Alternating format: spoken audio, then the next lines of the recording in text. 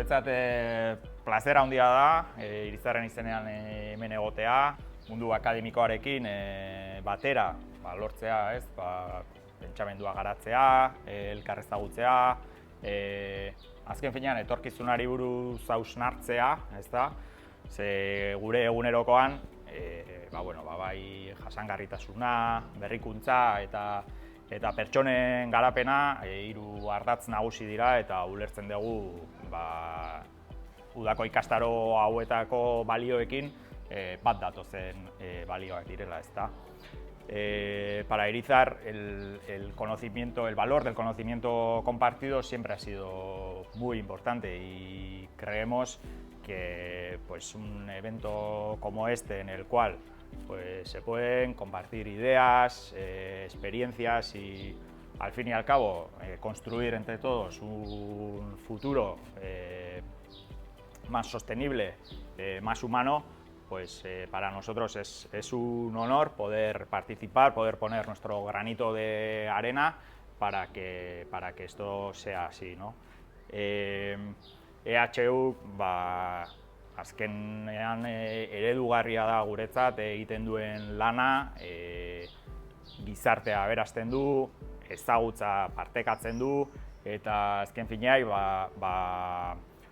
generazio berriei tresnak ematen dizkie etorkizun hobe baten alde lan egiteko. Eta esan bezala gu oso pozik gaude egiten dugun kolaborazio hontaz eta espero dugu hurrengo urteetan zehar ere jarraitzea kolaborazio honekin. EHUko udako ikastaroen eta Irizarren arteko kolaborazioa, lankidetza, 2009 urtean hasi zen, bizitzaren bidaiaren programarekin, eta orduz geroztik programaren baitan antolatu ditugu jarduera eta ikastaro ezberdinak gizarteari zuzenduta eta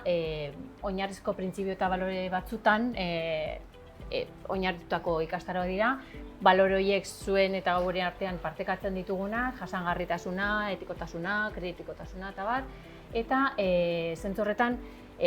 gure eskerrik beroenak adierazten nahi dizkiogu Irizarri, gure aldeko postua egiteagatik, gure ikastaroai sostengua emateagatik, eta zentzu horretan,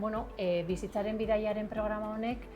gune bat sortu du elkarrizketarako, hausnarketarako, eztabaidarako,